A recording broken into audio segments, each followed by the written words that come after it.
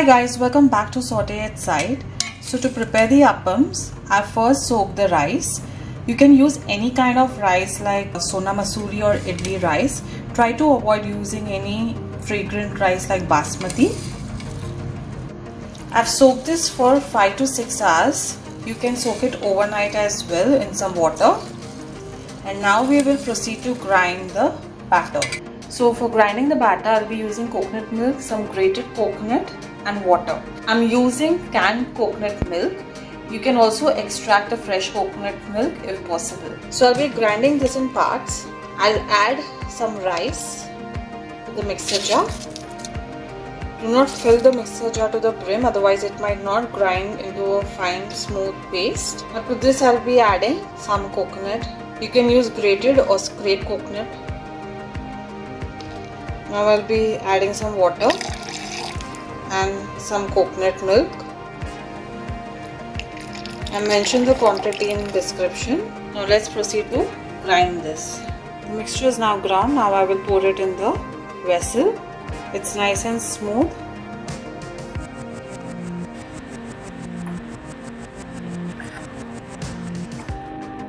That has turned out good. Now I'll take 3 tablespoons of this batter and proceed to make a thick mixture. I have taken half cup of water in the vessel. I'll add in 3 tablespoons of batter.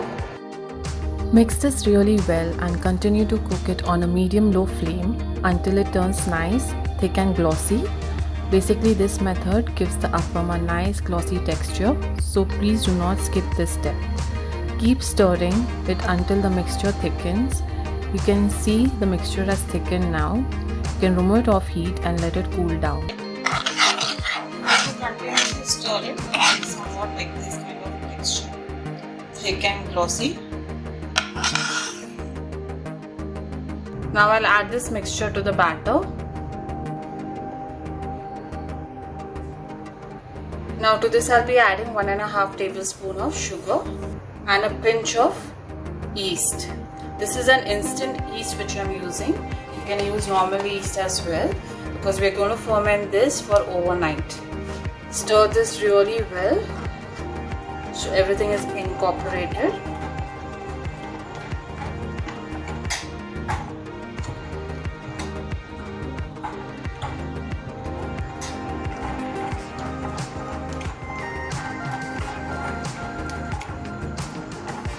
The ingredients are mixed well. I'll cover this with a lid and let this ferment for 6 to 7 hours in a warm place. So this is how my batter looks the next day. It's nice and frothy.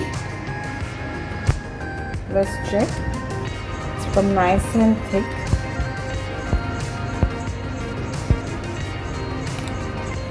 This means the appam batter is being done well. Just continue mixing it. To this you can add a little bit of water because it should be a nice flowing batter, but not too thin also. It should be a thick flowing batter. You can adjust it accordingly. Now to this I'll be adding some salt. Do not add salt before fermenting it because it will slow down the process of fermenting. So you can add the salt when you're just going to fry the appams. The batter looks perfect and a perfect consistency. Continue stirring it. So for the frying, I'll show you how to make it on a flat pan also. And if you have a oval shaped kadai like this, you can make it in that as well in case if you don't have the upper pan. So now let's proceed to fry this. So I'll first show you how to make it in an oval kadai. I'll brush it with a little bit of ghee.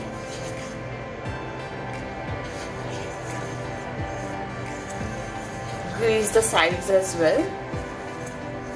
Remove the excess. Ensure that the pan is heated well. Stir the batter every time before you add it in the pan. My pan looks heated.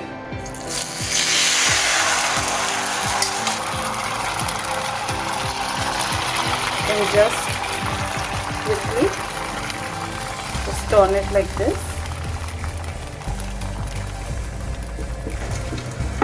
Cover it and let it cook on a medium-low flame. After 1 or 2 minutes, you can remove the lid. Let it cook without the lid for another 1 minute. Use a spoon to remove it off from the sides gently. And you can remove the appams off in a plate.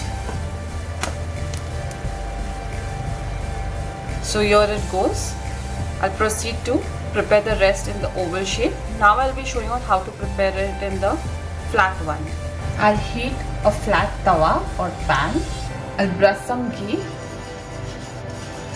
just a little bit. Once my pan is heated, I'll stir the batter and take a scoop in the ladle.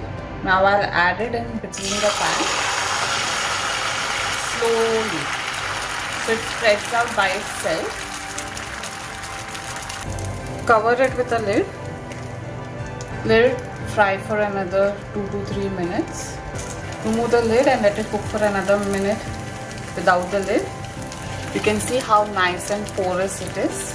Now let's proceed to remove this. You can see how flawlessly it's coming out. You can remove it off in a plate. So I've shown you all both the methods, so you can use either one, whichever pan is available at home. So these are the appams and this is how it looks like. It's come out perfect and nice and porous. It's really soft as well. Best eaten with some Kerala style stew. So I hope you all enjoyed watching the video, guys. Please do like and subscribe to my channel. You can also follow me on Facebook, Instagram and Twitter and show me your love. I'll see you next time, guys.